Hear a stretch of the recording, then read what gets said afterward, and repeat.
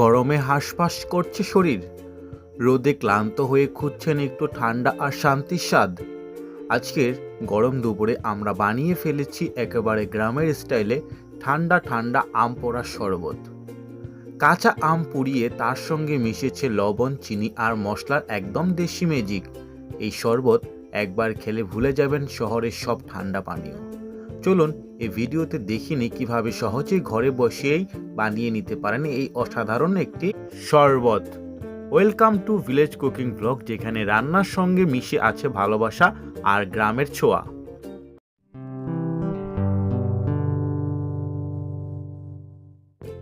প্রথমেই আমরা নিয়ে নিয়েছি একটু স্বাদ অনুযায়ী লবণ, আর এই শরবতের আসল জাদু ভাজা জিরা। সুগন্ধি করে ভেজে সেগুলোকে গুঁড়ো করে নিয়েছি ভালোভাবে। এর সঙ্গে নিয়েছি একটু বিট লবণ আর নিয়েছি একদম তাজা টকটকে কাঁচা আম। গ্রামের গাছ থেকে পাড়া, গন্ধেই বোঝা যাচ্ছে এই শরবত আজ জমে যাবে।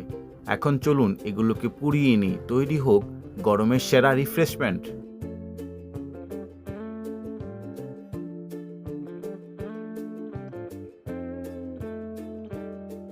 এবার আমগুলো নিয়ে চলে এলাম একেবারে চুলার পাড়ে। গ্যাসের চুলা জ্বালিয়ে ধীরে ধীরে আগুনের ওপর দিয়ে দিলাম কাঁচা আম। এই পোড়ানোর মধ্যেই আছে আসল স্বাদ। ধোয়া ধোয়া গন্ধে আমের টক স্বাদ যেন আরও দ্বিগুণ হয়ে উঠবে। এক পাশে পুড়লে আরেক পাশটিও ঘুরিয়ে দেব আমরা, যেন চারদিকে সমানভাবে সুন্দর করে পুড়ে। বাইরে কালো হলেও ভিতরটা থাকবে একেবারে নরম আর রসালো।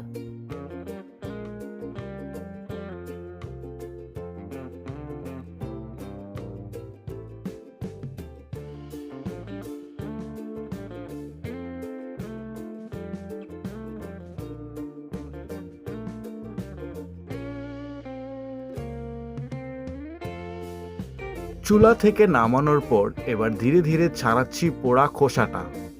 হাত দিয়ে ছাড়ালেই বেরিয়ে আসছে ভেতরের নরম আর টকটকে অংশটা।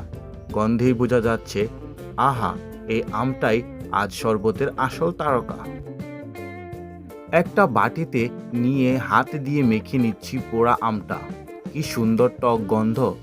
এমনভাবে ভালো করে চটকে নিলেই হবে এক গ্লাস খাঁটি আম পোড়া শরবত, একেবারে মাটির টান মাখা।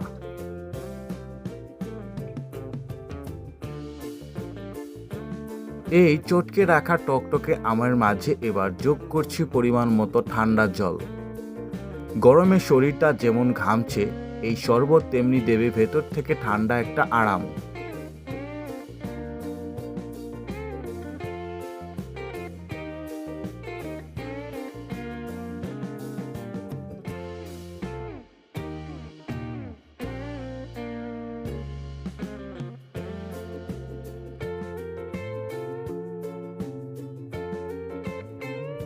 এইবার একে একে দিয়ে দিচ্ছি লবণ, ভাজা জিরা, বিট নুন আর চিনি। সব মিলে শরবতের স্বাদটা হবে এমন, একবার মুখে দিলেই মন ঠান্ডা।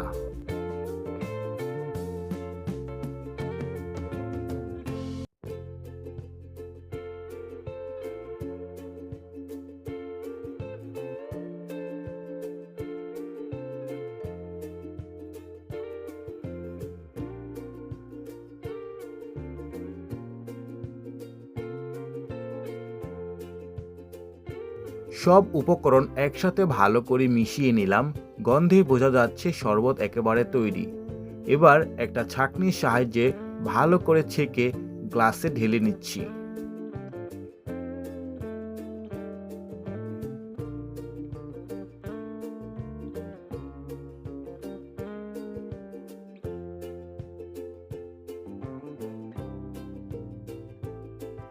আর হ্যাঁ, এবার দিয়ে দিলাম কিছু বরফের টুকরো।